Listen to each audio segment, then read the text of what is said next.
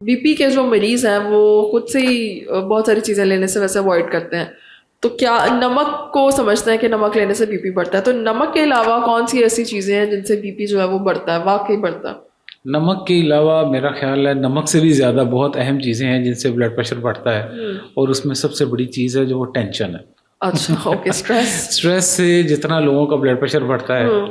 आप देखें कि इधर उनको गुस्सा आता है, घर में कोई बात होती है या कोई बाहर बात होती है, पूरी तौर पर उनका ब्लड प्रेशर बढ़ना शुरू हो जाता है। अब वो बिल्कुल। चाहे अपना नमक कम भी कर लें, लेकिन वो टेंशन या स्ट्रेस इतनी ले रहे हैं तो बीपी उससे बढ़ना शुरू हो जाता है। ठीक है, ओके। फिर इसके अलावा कुछ लोगों को बाज़ औक़ात खुराक में कोई ऐसी चीज़ें होती हैं जो उनको सूट ही नहीं कर रही होती हैं।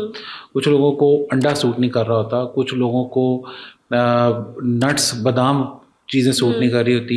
ये खाने से उनको ख़ारिश शुरू हो जाती है। इन चीज़ों के खाने से उनका ब्लड प्रेशर भी बढ़ सकता है। ओके, सो ठीक जो है। भी चीज़ आपको सूट नहीं कर रही, उसके बाद आपको लगता है कि आपका जिस्म रेड हो रहा है, ख़ारिश हो रही है, वो आपका ब्लड प्रेशर भी बढ़ाती है क्योंकि वो ठीक आपको है, एलर्जी कर रही है। ओके। तो अब आपने देखा होगा कि आपके इर्द-गिर्द भी बहुत सारे लोग होंगे जो ये कहते हैं कि मैं ये चीज़ नहीं खाता, मुझे ये सूट नहीं करती, सूट नहीं करती। मुझे ये खाने के बाद घबराहट ज़्यादा होना शुरू हो जाती है। तो वो घबराहट जो होती है वो ज़्यादा ब्लड प्रेशर ही होता है जो उनका बढ़ रहा होता है, वही ओके, घबराहट कर रहा होता है। ठीक है। ठीक है? तो नमक के अलावा और भी बहुत सारी चीज़ें हैं। तो हर बंदे को पता होता है कि मुझे कौन-सी चीज़ नहीं सूट कर रही।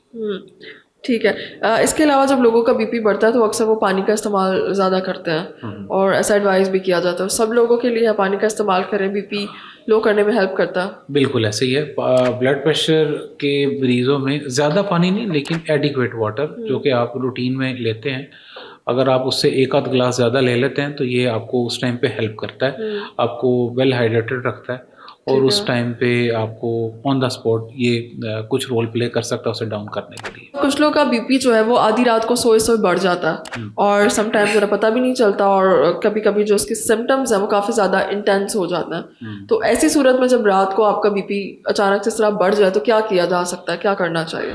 ये एक इमरजेंसी की सिचुएशन है।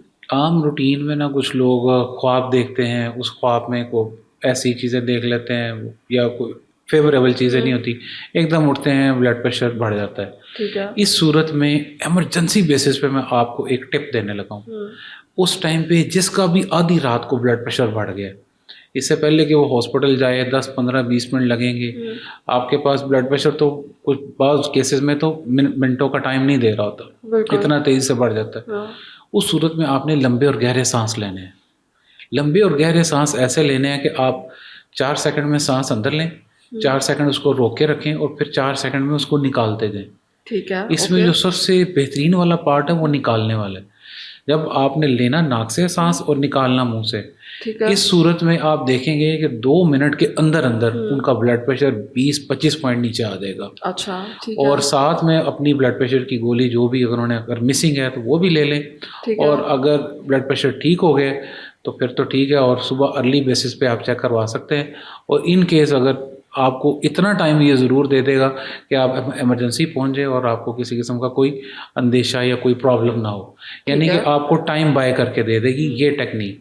फिर ठीक आप है। हॉस्पिटल भी जाके अपनी डोज भी एडजस्ट करवा सकते हैं, दिखा भी सकते हैं, कोई और प्रॉब्लम तो नहीं आई। और अगर फ़र्ज़ करें इमरजेंसी नहीं भी बनी, जिस घर में ब्लड प्रेशर बढ़ा है और आपने ये प्रैक्टिस की है, ठीक हो गया, तो नेक्स्ट डे आप डॉक्टर से कंसल्ट करके अपनी डोज़ को ज़रूर एडजस्ट कर लें, ठीक ताकि है। नेक्स्ट टाइम आपको ये सिचुएशन ना फेस करनी पड़े। ठीक है।